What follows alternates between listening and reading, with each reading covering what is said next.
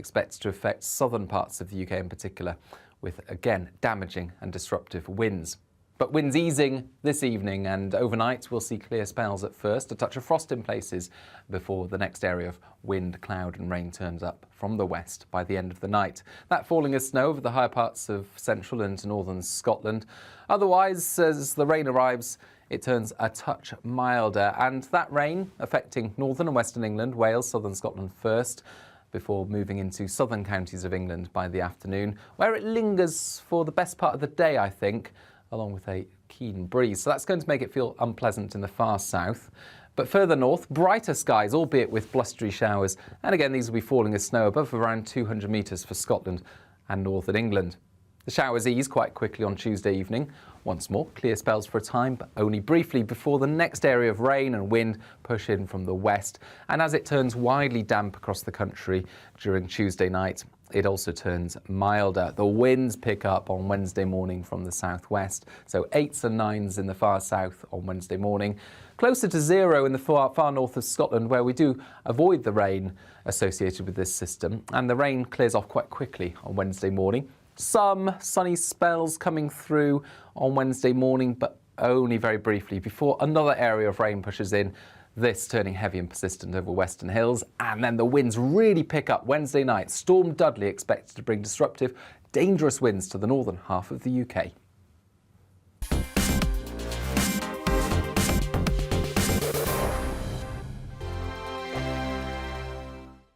GB News is the UK's home of discussion and debate from all perspectives. To stay up to date on the latest stories, make sure that you subscribe to the GB News channel right here on YouTube. You can watch us live 24/7 across the whole world. You can also check out exclusive content and catch up on previous episodes of your favourite shows.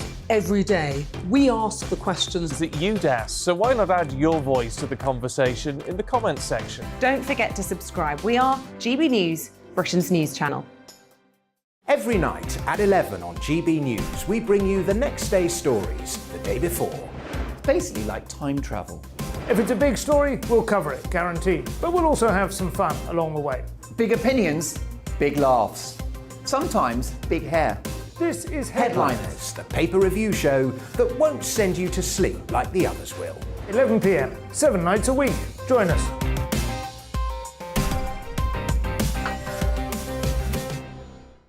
Hello there, I'm Eamon Holmes. And I'm Isabel Webster.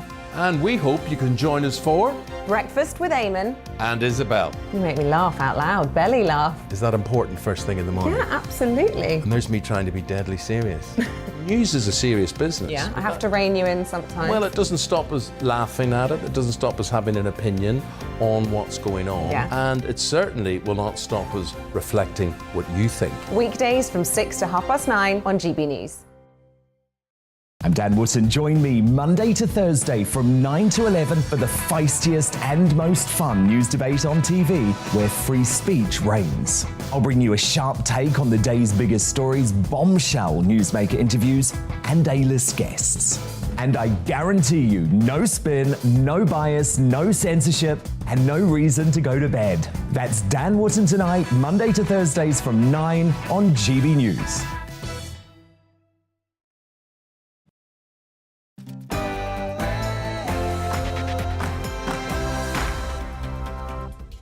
Hey, happy Valentine's Day to you. Love is in the air and GB News is on the air, television and radio. That's the way we like it. Tonight, convoys everywhere you look in New Zealand. The Freedom Convoy has been met with non-stop Barry Manilow. On the Ukrainian border, Western officials are saying that Putin's convoy will cross the frontier on Wednesday. 11:27 local time, synchronized watches, and no Barry Manilow for the folks on the Ukrainian border. We'll get to all that, plus the one part of the show we cannot do without, and that is you. Let me know what's on your mind by email, gbviews@gbnews.uk, or you can tweet me at GB News. Stump the Steyn is also coming up. All that after the news with Polly Middlehurst.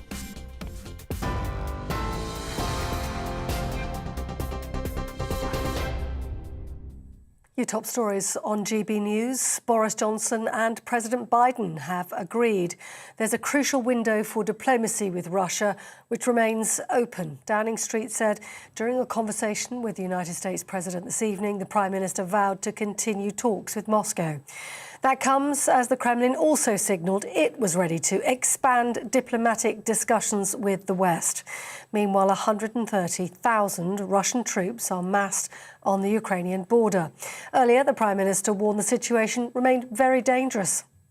There is still time for President Putin to step back, and what we're urging is for everybody to engage in dialogue, for a conversation to take place, and for the Russians to avoid what I think everybody, certainly everybody in the UK, can see would be a disastrous mistake, disastrous for Russia. Boris Johnson. Well, the UK is deploying a small number of troops to Lithuania, which is also concerned about Russia's military build-up. Earlier, the Foreign Secretary Liz Truss chaired a Cobra meeting to discuss the UK's position. There is always a choice, but that choice is for Vladimir Putin. He needs to understand that there would be severe costs if he invades Ukraine. And those costs would be felt by Russian companies, by oligarchs, and ultimately the Russian people. Liz Truss. Well, here, a manhunt has been launched to find a convicted sex offender, Paul Robson, who's serving a life sentence for attempted rape and indecent assault, escaped from an open prison in Lincolnshire. Police say he presents a danger to women and young children and could now be anywhere in the country. Northern Ireland is ending all COVID restrictions from Tuesday. Instead, the rules are being replaced with guidance. The Health Minister, Robin Swan, is urging people to continue to make safe choices to reduce the risk of transmission. Petrol and diesel prices have reached a new record high. According to the AA, the average price of unleaded fuel is around 148 pence a litre, which means filling up a 55-litre car would cost around £80. The average cost of diesel hit just over 151 pence a litre. Colleen Rooney has been ordered to pay £65,000 to Rebecca Vardy's agent to cover legal fees. A warning: the pictures that we're about to show do contain some flashing images. It comes after Colleen Rooney lost her bid to include agent Caroline Watt in a High Court case. And it's all part of an ongoing battle between the footballers' wives over an online post. Miss Rooney publicly accused Miss Vardy and her agent of leaking stories about her private life in 2019. On TV, online and on your radio via DAB+, you're with GB News. Now more from Mark Steyn.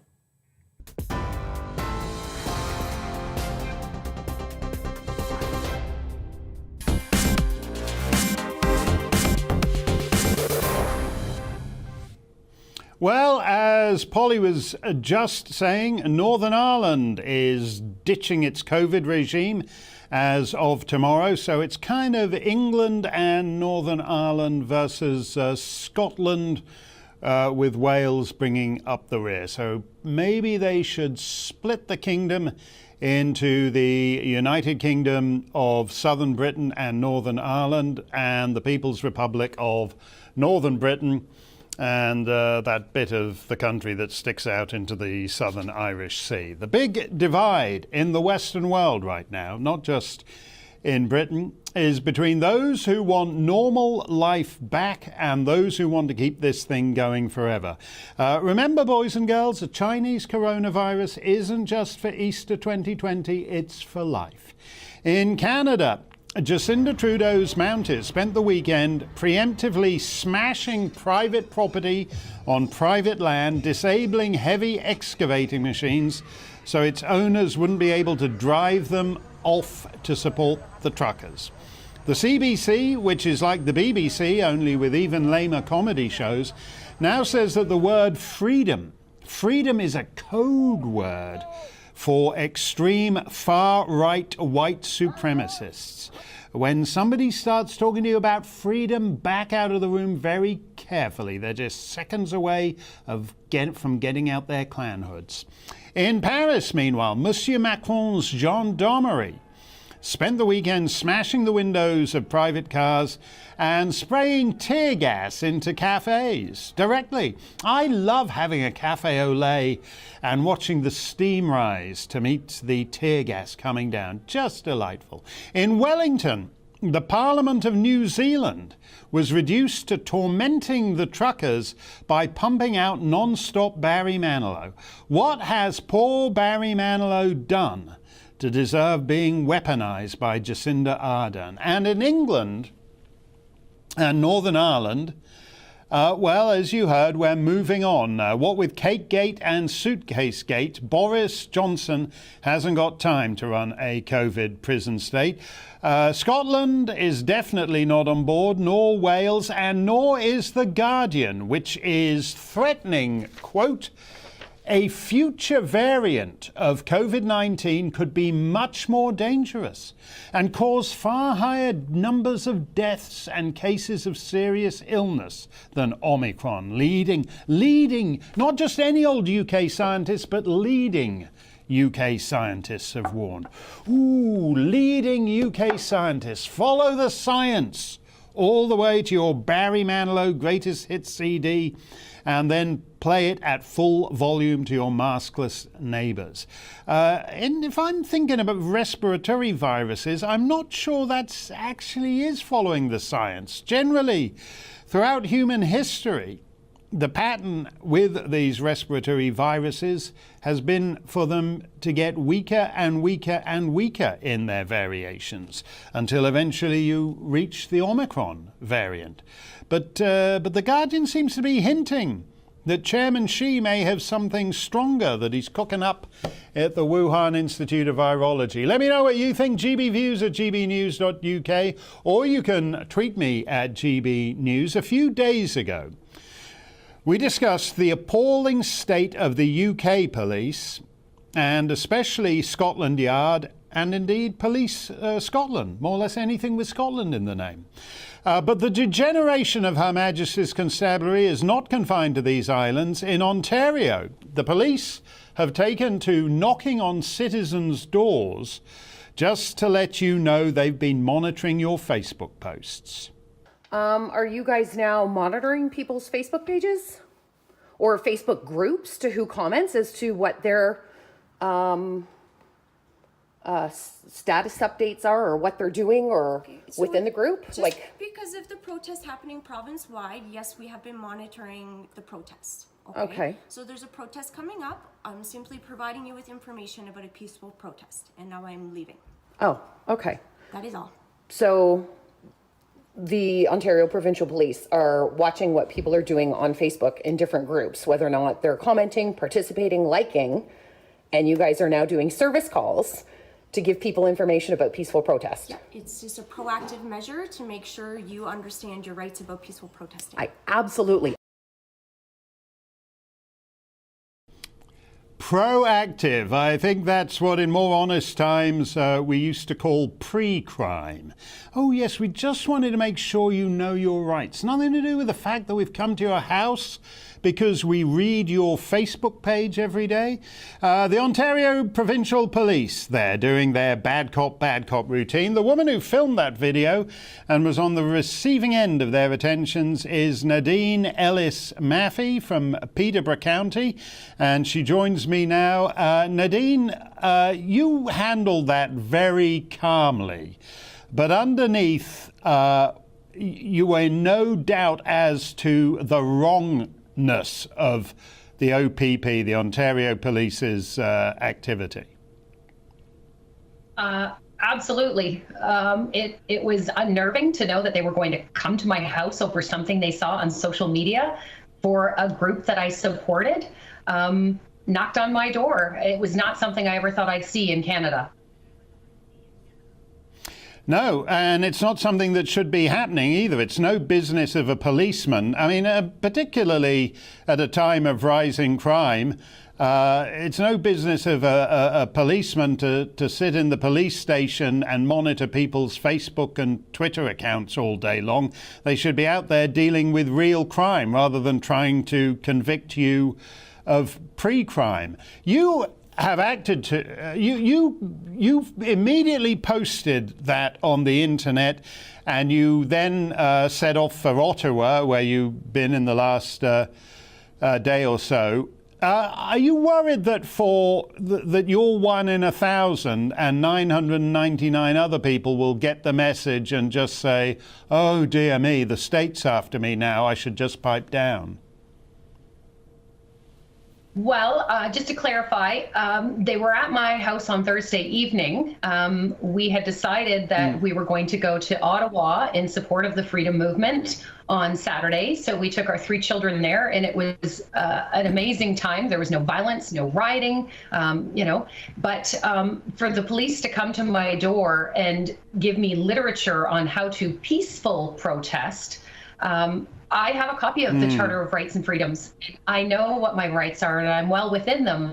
I had done nothing wrong on Facebook other than like a group that supported a particular view and a particular freedom movement. So for the police to come to my home and think that I had done something wrong in their eyes, and, Big Brother knocking and letting me know that they're watching, it could very well be that, I'm going to be the message for everyone else. Now we know they're watching, so everybody better toe the line. It's like a police state. Well, you're absolutely right to bring up the Orwell connection, because Orwell's great insight 3/4 of a century ago was that eventually television wasn't just a means by which you could watch your favorite song and dance act or sitcom. Television would eventually prove a medium by which the state could watch you. And now in Peterborough County, Ontario, the police are quite openly saying, yeah, Orwell got that right. We do watch you, and we're going to keep on watching you. Are you disturbed that if it's this way in February 2022, it's going to be a lot worse in a couple of months' time, and as this goes on, they'll get used to doing this? Absolutely. It's scary times right now, especially with the police knocking on your door thinking that it's okay to come to your door and give you literature to tell you how to behave if you should decide to go to, a peaceful gathering in support of something for rights and freedoms. If it's happening now, with what just happened with our government today, it's going to get a lot scarier for people. I think that my video was just the tip of the iceberg, and it was a warning that we thought it was happening. Now we know, and it's not right. No, it isn't right at all. And I hope there's a sustained pushback about this. The silence of the opposition parties in Canada is a little disturbing. The ones represented in Parliament is a little disturbing to me. Now, you also did a post when you got to Ottawa that I thought was actually very touching, because you were there in the protest. And you said that one of the reasons it's actually so enjoyable there is because this is all the kind of community life, social life, a big street party almost. That's the atmosphere there, even though it's freezing. And that's everything that's been missed in the last 2 years, where everyone's been walled up inside and can only leave their homes with the permission of the government. So that in fact, regardless of the things they're demanding, one of the atmospheric things that people love about this freedom convoy is you all get together as a community. There's people of all ages, all backgrounds, there's kids playing around, and it's almost like it's the one big happy society we used to have until it all got shut down 2 years ago. You're absolutely right. What the mainstream media has not shown the world is that the majority of the people that are there are peaceful. They're there to stand up for our rights and freedoms. They are there to show the world that what has been happening for the last 2 years people being stripped of their rights and freedoms, people being told you either toe the line, you either get this vaccination, or we're going to take your lives from you. Literally, they've lost their jobs. My children can't play sports. I can't take my children to a movie. I can't go to a dinner theater. I can't go to a dinner and a movie with my children. Our lives have been turned upside down. And when you go to Ottawa, what you see there is people wanting their life back the way that it was before the government stripped everything away from us and thought it was okay to do so. It's peaceful, it's loving, it's dancing, singing, children having a great time, life as it should be. Preach it, Nadine. You're absolutely right there. I said on the air a couple of weeks ago, I was thinking of forming the February 2020 party, which will only have one policy, and that's to turn the clock back to February 2020. If you're anyone from the Ontario Provincial Police is watching this, that's what you're dealing with. She's on our television screens because you had the temerity to go round to her house and indicate that she should just shut up and keep her head down. That isn't going to be happening. Thank you very much for joining us from beautiful Peterborough County, notwithstanding its ghastly constabulary. Thank you very much there, Nadine. Meanwhile, another Freedom convoy is en route from Paris to Brussels. Here now is Dutch lawyer Eva Velardingerbroek. And Eva, you have some news for us from your native land.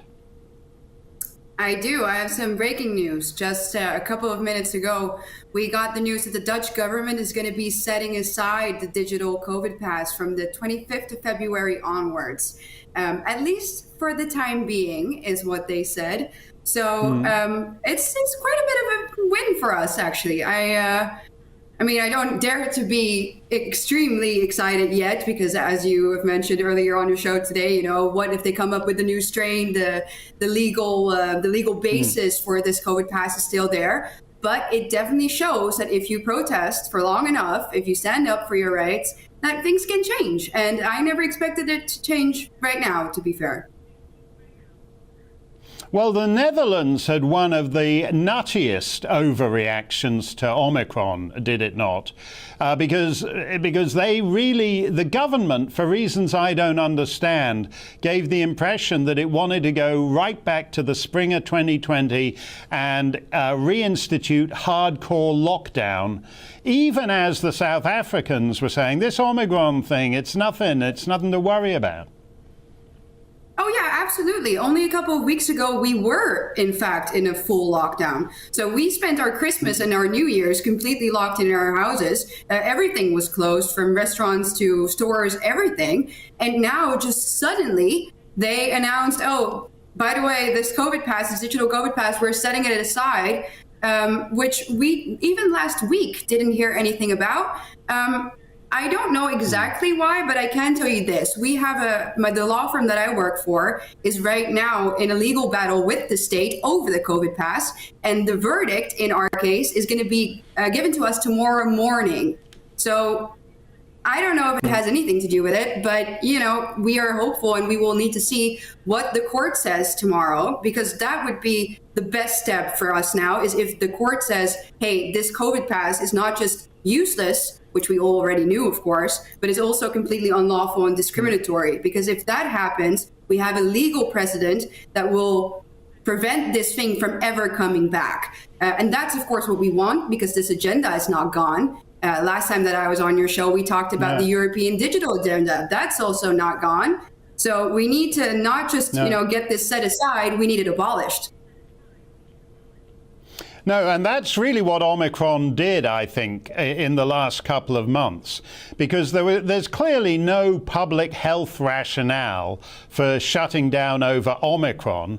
So they must be, it's not a large deductive leap then to say, so they must be shutting us down because they like shutting us down and it's part of some long-term strategy. Why do you think I mean, there are different views on this, but it's clear from, Nadine, when she was talking from Ontario, it's clear in Ontario, it's clear in New Zealand, it's clear in large parts of the UK, that there are tens of millions of people across the so-called free world who like the COVID regime and don't want it to go away. Why do you think that for the moment it's actually a minority that wants to stand up and reclaim its liberties? Oh, because there is obviously safety in the herd. I mean, if the government tells you to do this and that you are a virtuous person, which is, of course, what they told us constantly, you would get vaccinated not just for yourself, but for others. You would prevent grandma on the street from dying if you got vaccinated. And if you didn't do it, you were a terrible person. And I think that type of rhetoric is so powerful and so divisive. And there are a lot of people who would love to, do something as easy as get vaccinated, just get the jab, right? And then suddenly be branded as these heroes and saviors and virtuous persons. So I think that's why a lot of people, out of that sort of idea, but also just compliance and the easiness of being protected by a herd, have gone along with this narrative. The Netherlands is not the most extreme on the continent, and I'm not just talking about Austria and Germany, which have both said some very disturbing things, and in the case of Austria, passed some extreme laws. But in France, for example, Monsieur Macron is still wedded to his COVID pass, whereby you can't even get a coffee unless you've gone, and the way the French state has done it is you have to go to a pharmacy to get the COVID pass, to give you the impression that there's something medical about it. If you had to go and get it at a police station or a government office, it would be quite clear that it's the government wrecking your life and clamping down. But they make you go to a pharmacy to get it, so it seems like this is just a nice little medical procedure you're doing. Do you think Macron is going to stick with that? Well, I just heard that 20 French senators have come to say that they want the vaccine mandates gone, that they want the COVID pass gone. So it does seem there is something happening, because it's all happening today, like as we speak here, and then Ireland, you just mentioned, and now France. We're hearing things coming from Germany as well. So it seems like there is really something very important going on right now. I think it definitely has to do with the Freedom Convoy. It has to do with all the protests that's been going on. But, I think that we've won a very important battle right now here in Holland, but we definitely haven't won the war yet. I mean, this is part, as you believe and I believe, of a larger plan. This has nothing to do with health. Of course, it has nothing to do with public health. So it is, what we now need to do is we need to stay incredibly alert and never thank our governments for setting us free. They were the ones that locked us up in the first place. Yeah, absolutely. And they should also be held to account for what's happened these last 2 years. I'm slightly amazed. We just saw some scenes on screen now of the Belgian police. It's always disturbing to me if you believe in English-style policing. The whole thing about English-style policing is you're not meant to look like soldiers. And that's the model that was exported from London to Canada and Australia and all over the rest of the empire. You're not meant to look like soldiers.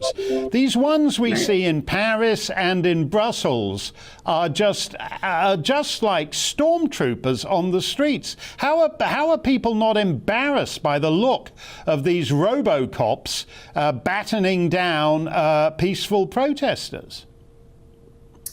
Yeah, well, they don't seem to mind that much. Obviously, again, in Paris and in Brussels, what the governments have done there is say these protests are banned. We've seen that here in Holland as well, when we saw excessive police violence against protesters.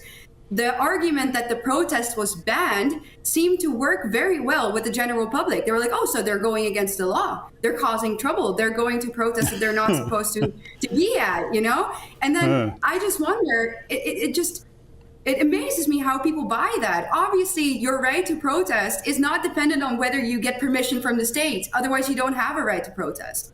But, a lot of things in these 2 years have been set upside down. And that's something that we will have to fight for much longer, because that mentality in people, that herd mentality, also that's not leaving. No, that's the most significant thing. If people accept that the state has the right to tell you when you can leave your flat, when you can visit grandma, whether you can celebrate Christmas with your family, then clearly the state has the right to tell you anything it wants, including whether you can protest the state. That's actually at the heart of what's happened these last 2 years, the conditioning of hundreds of millions of people. Thank you, Ava. We always appreciate your insight, and we look forward to seeing you again very soon. We're going to get your reaction next, and also Ukraine, I crane, we all crane for the eternally impending invasion of Ukraine. All straight ahead on a Tuesday Steyn Show.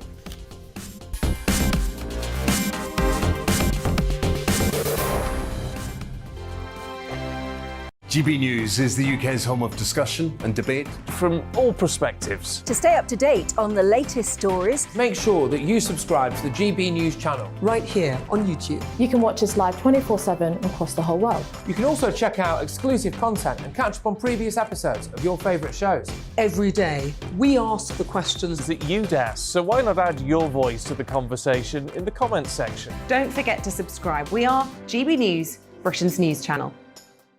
Every night at 11 on GB News, we bring you the next day's stories the day before. Basically like time travel. If it's a big story, we'll cover it, guaranteed. But we'll also have some fun along the way. Big opinions, big laughs. Sometimes big hair. This is Headliners, the paper review show that won't send you to sleep like the others will. 11 p.m, 7 nights a week. Join us.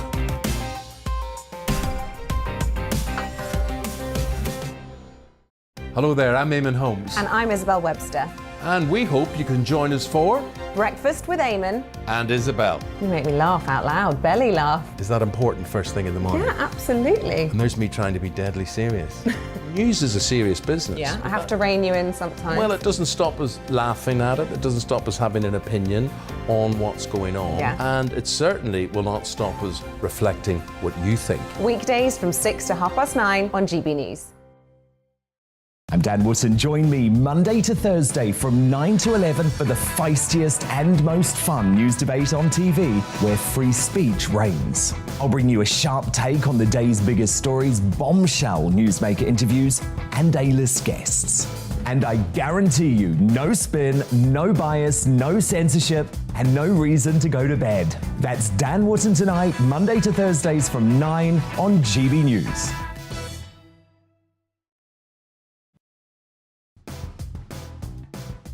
Coming up on Dan Wootton Tonight, as Boris battles to keep peace in Ukraine, we'll get vital insight from one of the country's top journalists, Mariska Pariko, into life under the threat of Russian invasion. Jamie Jenkins, aka social media activist Stats Jamie, exposes just how shockingly wrong Sage got COVID deaths, even in their best case scenario, for 2022. Plus, GB News star Neil Oliver and positive Professor Carol Sikora bring their usual dose of optimism and reason.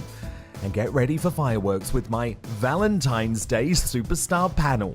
The broadcaster and Together Declaration campaigner Tonya Buxton, Daily Express columnist Carol Malone, and senior reporter of the newspaper Benjamin Butterworth. That's Dan Wootton Tonight, Monday to Thursday from 9 p.m. till 11 p.m. on GB News.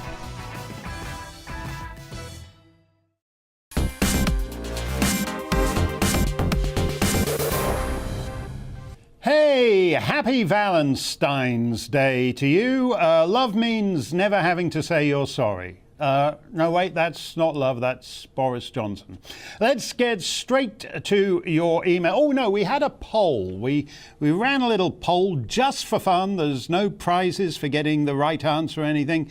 Is freedom... We put to you the question from the CBC, the BBC of Canada. Is freedom... Is the word freedom a code for extreme far-right white supremacists? And we have the results of that poll so far. 88.4% of you said no, 11.6% of you said yes. The word freedom is a code for extreme far-right white supremacy. That's not as total a victory I was hoping for. You see, even at GB News, 11.6% of people think the word freedom is just a racist dog whistle to white supremacists. Let's get to your broader comments from Carol. Carol says on Twitter, everyone involved with that protest wants freedom for every human on the planet. That's a good way of putting it, Carol. This is not an equal contest in the sense that the people protesting in Ottawa just want their lives back. They don't want you to live as they do. Whereas the fellas on the other side say, no, we want to regulate how 100% of the population gets to lead their lives. You know, so the fellas on the other side of it, out on the streets in Paris and Brussels and in Wellington, all basically saying, look, I've got no objection. If you want to wear a tatty old cloth face mask hanging off the end of your nose with the Omicron blowing in through the sides all day long for the rest of your life, you're free to do that. You're free to choose. Likewise, if you want to get shot in the arm, get yourself an injection every 5 months, as America's Centers for Disease Control say, and every 3 months, as Monsieur Macron's government in France is proposing, every 2 months, every 6 weeks, you want to get that jab in the arm, feel free, go ahead. It's your choice. You'll wreck your immune system. In fact, the European Union's already got a name for it, VAIDS. VAIDS. It's like AIDS, but with a V on the front. It's, what is it? Vaccine autoimmune deficiency syndrome? Anyway, the point is it's like AIDS, but you don't get it from sex, you get it from the government. That's progress, isn't it? Okay. Freedom is our God-given right, says Twitter user. It has no... is that the Twitter user's Twitter handle? Twitter user? I would have thought that would have been taken. Freedom is our God-given right. It has no agenda, no political affiliation. It is the bare minimum that every man, woman and child deserves. But you know, Twitter user, as we've learned these last 2 years, a lot of people find it just easier to let the government tell you everything to do you can do, including when you can go and get a cup of coffee, when you can leave the house. It's so much easier, don't you find, if you just let the science follow the science. Well, don't follow them literally because you're not allowed to leave the house, but follow them metaphorically. This guy, what's he called? Chris Whitty. He used to be Mr. Whitty, but he got a knighthood, Sir Chris Whitty, for doing such a bang-up job these last 2 years. And Sir Patrick Vallance, he already had a knighthood, so they gave him a second knighthood because he's done such a bang-up job these last 2 years. Weird. When people, this is James, when people who want to create a two-tier society, scapegoat minority groups and lock others up due to their medical status, it makes you wonder who are the real far-right supremacists. Look, they just care for you. They want you to be as comfortable with the COVID regime as they are. And all it takes is an extra couple of jabs. That's all. All you have to do is stick your arm out.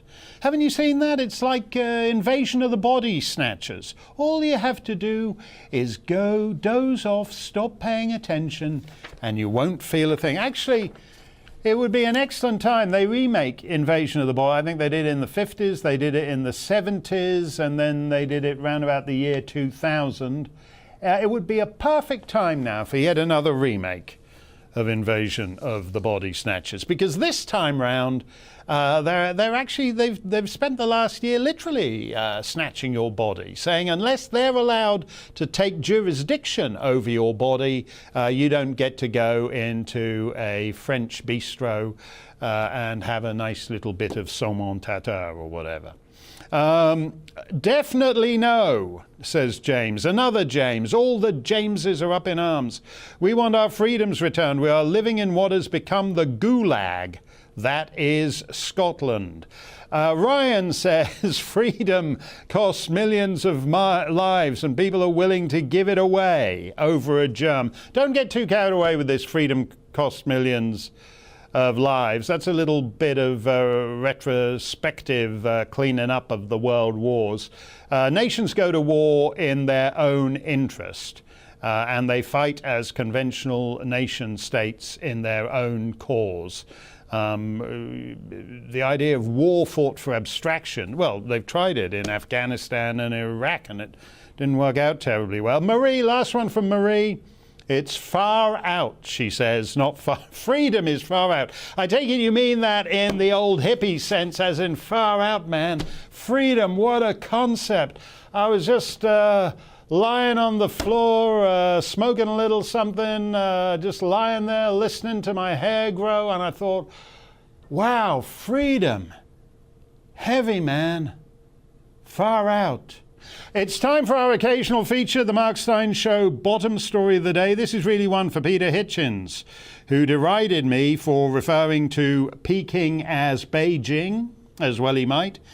Turkey no longer wants to be called Turkey, and is saying that its new English name is Turkiye, with an umlaut over the U, because there's nothing more that Anglophones enjoy than trying to figure out where the umlaut button is on your iPhone.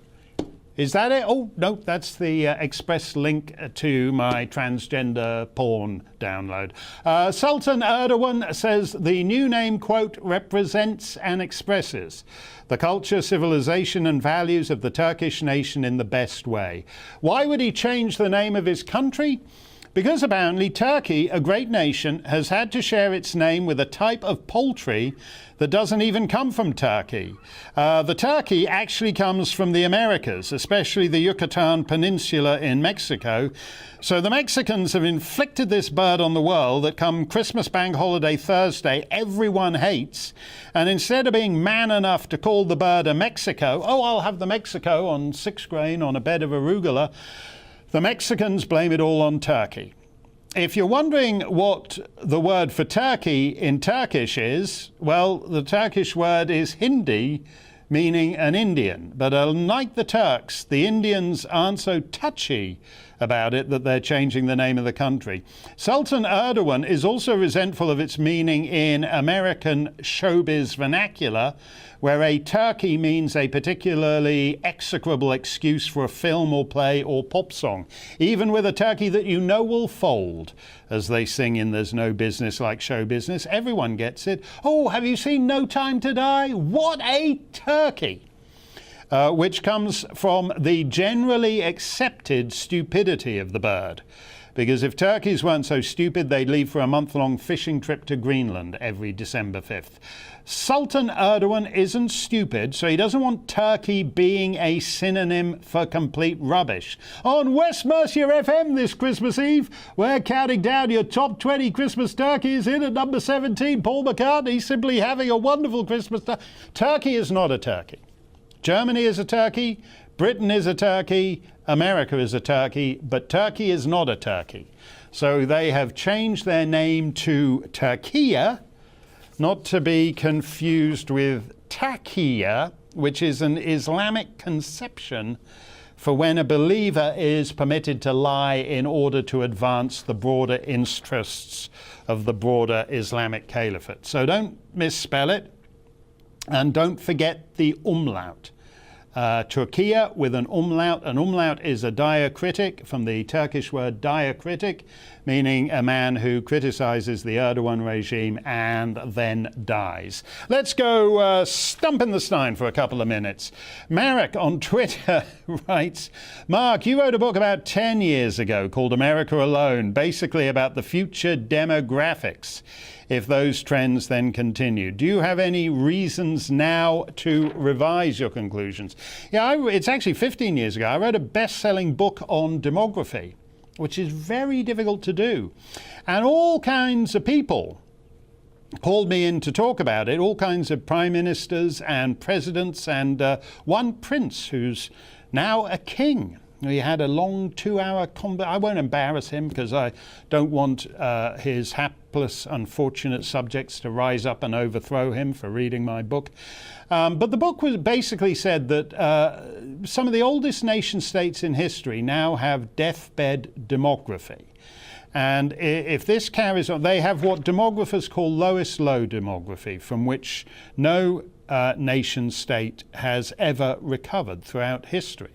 And some people are cool with it, such as the Japanese. The Japanese have no immigration whatsoever, and they're quite happy with it. If they're going out of business, they want to go out of business as the Japanese nation. Other people, like Frau Merkel in Germany and the Swedish government, have done absolutely crazy things and imported huge numbers of people. We've invented a lot of fluffy bunny talk to hold the only conversations you're permitted to hold in around this subject. You know, celebrate diversity and multiculturalism.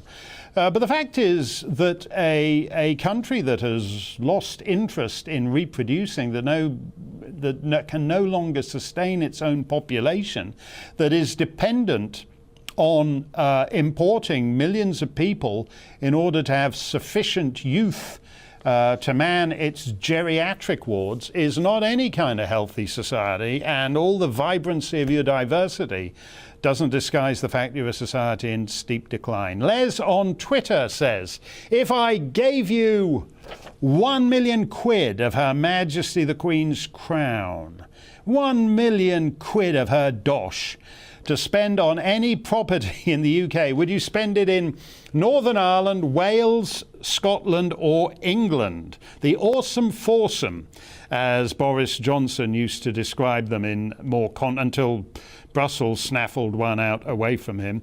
I would have to say, you know, I love, landscape-wise, I think that Northern Ireland has some of the most beautiful countryside in the British Isles, and I could well see myself just settling down there and indulge, going out. What's the local dance, or what is it? The traditional Irish dance, the backstop. I'd be going out for a backstop every Friday night. But I sort of resent the premise of this question, because I kind of feel you should have a reason to go and move somewhere. You know, you go there because you fall in love with a beautiful colleen from Ulster. That's a reason to move there. Or you're offered some big shot fancy job in at Stormont, telling those guys in Brussels to go take a hike. I can see that reason for moves. But the whole concept of the question, that you should just move places for no good reason, I'm slightly wary of that, because it's the sort of thing Jeff Bezos and Bill Gates do when they've spent the last couple of COVID years buying a $100 million property in Hawaii and that kind of thing. But I do love. No offence to anybody in Wales, Scotland, or England. I would quite like the Highlands too, but I don't want to be one of those like minor celebrities who plants a lot of pine trees and everyone gets mad at him.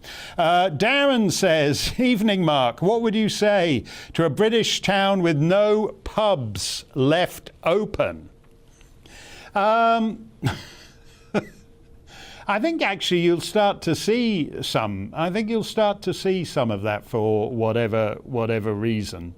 Actually, I like a good pub, but I like again. I feel the same way about pub. I feel like I like them when they're 1,000 years old and nestling by an ancient bridge to the river or whatever. I have a particular taste in pubs. I like it when you go into the snug, having to dip your head so you don't bang it because it was made for people in the 14th century. Thank you for your questions. We will have more on Ukraine because the US State Department is warning its fleeing citizens that you have to be vaccinated to get the hell out of there and back to America. If the guys at the vaccination clinic have already scarpered, tough. We'll have more on that straight ahead. Don't touch that dial. We'll be coming right back.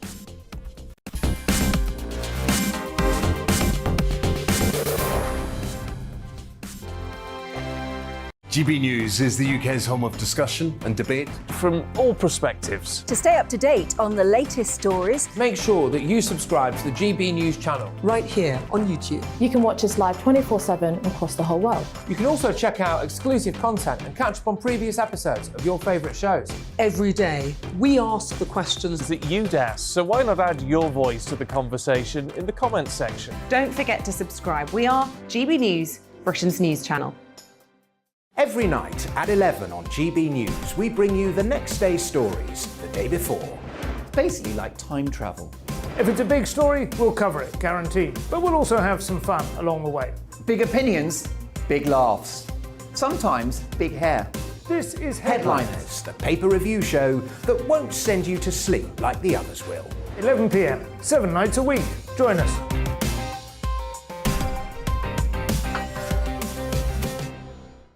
Hello there, I'm Eamon Holmes. And I'm Isabel Webster. And we hope you can join us for Breakfast with Eamon and Isabel. You make me laugh out loud, belly laugh. Is that important first thing in the morning? Yeah, absolutely. And there's me trying to be deadly serious. News is a serious business. Yeah, I have to rein you in sometimes. Well, it doesn't stop us laughing at it. It doesn't stop us having an opinion on what's going on. Yeah. And it certainly will not stop us reflecting what you think. Weekdays from 6 to 9:30 on GB News.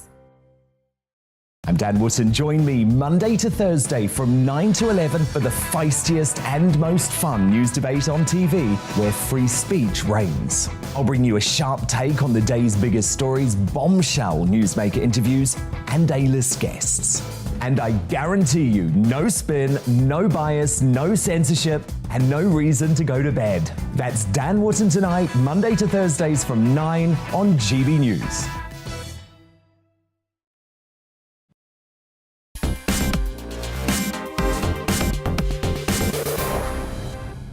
The drums of war have been pounding on the Ukrainian border like Canadian truckers honking into the night for weeks now, maybe months, and yet despite Washington withdrawing its diplomats and telling its citizens to flee in terror, Putin is still refusing to invade. Is this finally the week Joe Biden goads him into it? With me now is Mary Dejevsky, whom you can read in The Independent and The Spectator, and who has, by the standards of the mainstream media, quite a contrarian take on this. Putin doesn't really need to invade now because European airlines have ceased commercial flights to Kiev, and so normal life and its normal role as a normal functioning society is pretty much kaput, just thanks to what Western nations have done to it.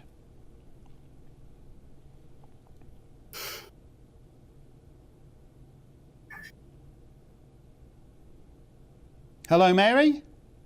Hello? Oh, sorry, Mary. I don't think you could hear me here. Yeah, well, give us your take of where things stand. The intelligence guys, you know, in other words, the guys who did such a fantastic bang-up job in Kabul, are telling us that the invasion's going to come this week, maybe Wednesday. Yes, I mean, it's completely extraordinary, isn't it, to be so exact, to say stand by for an invasion on Wednesday. I find that possibly among all the bizarre observations that are coming thanks to Western intelligence disclosures, I find that exactitude one of the really strangest things. And the sort of mirror image of that was that when the Americans put out that stand by for Wednesday, the Kremlin made clear that actually President Putin had something else in his diary. He's going to meet the Brazilian President, Bolsonaro, I think in Moscow on Wednesday. So it looks as though he's going to be maybe not in a position to order an invasion.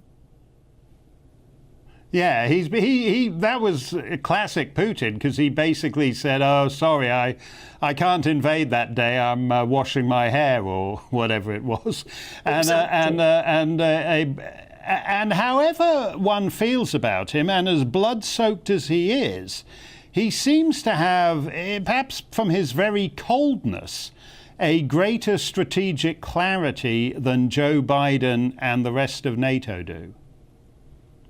Well, I think that's one of the things that came through very strongly after the actual in-person summit the two leaders had earlier in the year before the summer. That you watched Putin's press conference, and he was very clear and it was all orderly. And then you listened to Joe Biden and it was really rather fluffy and all over the place and not answering the questions. So there's an immediate contrast there as to who maybe is in more immediate control of what they're doing. But I think when you look at it slightly differently from Moscow, then Putin is actually in quite a difficult position. The Americans have put him in quite a difficult position, because even if they get the actual day of the invasion wrong, it's almost as though they're sort of goading and goading and goading the Russians to cross that border. However it might happen, it'll be the Russians that get blamed. You know, even if they're tricked into it somehow, it'll be the Russians that get blamed. There's nobody who thinks that Ukraine is an obvious and necessary member of NATO. And I would have thought, actually, after the fiasco in Afghanistan, which was principally an American fiasco, but formally a NATO fiasco, you would have thought this would be a time where, if they're talking about anything else, the NATO guys would be, well, as Lord Carrington said to me 20 years ago, we happened to be sitting next to each other at lunch, and he turned to me and he said, "What is NATO for?" And I said, "Well, you're the former Secretary General. If you don't know, why should I know? What is NATO for? To the point that we're on the brink of war over a country that nobody thinks is necessary to be a member of a Western military alliance." No, that's exactly true. But the problem is that NATO and the Americans and the British believe there is a cardinal principle at stake here, that Russia shouldn't have, as they put it, a veto over who joins NATO. And the thing is that for quite a long time, Ukraine has been very divided about whether joining NATO was a good thing or not. And opinion was practically split down the middle. I mean, just as much as it has been in some other countries, as thinking that maybe joining NATO, it was partly going too far towards the West, but also it was making a commitment that maybe to facing westwards, that a lot of Ukrainians then didn't want to make. Now, if you had a poll of Ukraine maybe today, you might find possibly, I don't know, maybe 60% might be in favour of joining NATO, maybe a bit less, maybe a bit more. But the idea that Ukraine would actually be equipped, trained to join NATO in the next 5-10 years, that looks very doubtful. But of course, the West can't sacrifice that principle that says that it must be the choice of the nation that wants to join. The idea that Ukraine would be a huge liability to NATO, as of course it would be, because to become a full member obliges the rest of NATO to come to your help militarily if you're going to be attacked. And Ukraine is a big country. It's a huge liability. Yeah, and I don't think there's anybody, whether they're sitting in Idaho or Quebec or Scotland, who is urging to grab a rifle and exercise Article 5 on behalf of Ukraine. So we now live. I mean, anyone who studied, I did, root causes of the First World War when I was in school, and they seemed pretty nutty, a lot of them. But the idea that a defensive alliance now becomes a cause for war in Europe is completely bizarre. No, exactly. I mean, it's all very much the wrong way round. And one of the things that's been really peculiar about this whole sequence of events now for the best part of 2 months is that you're getting this incredible war alarm originating in the United States and in the UK, saying, there's going to be war is imminent. The Russians are going to invade. There's a risk of outright war in a very volatile part of Europe. But none of that at the outset was coming from Moscow. The Russians were denying that they'd got any intention to invade anybody. And in Kiev, I mean, the leaders in Kiev, President Zelensky and his ministers, have been spectacularly calm throughout. I mean, bombarded by this sort of sense of panic, firing at them from the West. Kiev has basically sat there and said, well, we don't think there's going to be an invasion, but if there is going to be an invasion, then we're ready. And it's been an extraordinary capacity of Ukrainians not to panic. But the purpose We're of going to have to leave it there, Mary, but you're right. Yeah. You're right on that. We'll follow this. They might yet make Wednesday. Dan Wooden's here to make your Monday as only he can. Stay safe, stay free. Hello again, I'm Aidan McGivern. Clear at first tonight before further rain later. That ahead of some very stormy weather later this week, Wednesday night and Friday. 2 storms on the way. Storm Dudley, picked up by a very powerful jet stream in the Atlantic and then bringing damaging or disruptive winds to the northern half of the UK on Wednesday night, followed swiftly by Eunice Friday morning. Expects to affect southern parts of the UK in particular, with again damaging and disruptive winds. But winds easing this evening, and overnight we'll see clear spells at first, a touch of frost in places before the next area of wind, cloud and rain turns up from the west by the end of the night. That falling as snow over the higher parts of central and northern Scotland.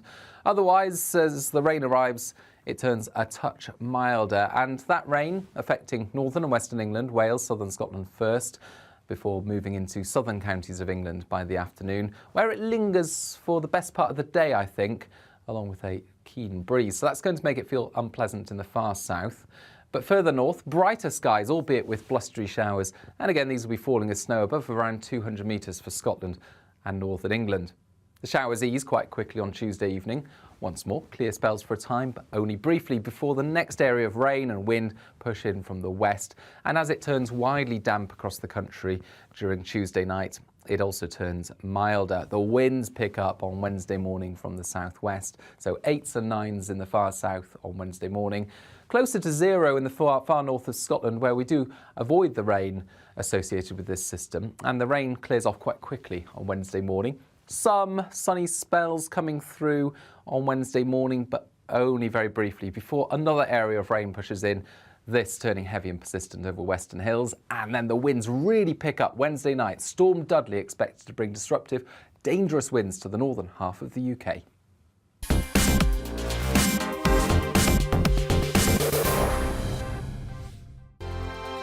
GB News is the UK's home of discussion and debate from all perspectives. To stay up to date on the latest stories, make sure that you subscribe to the GB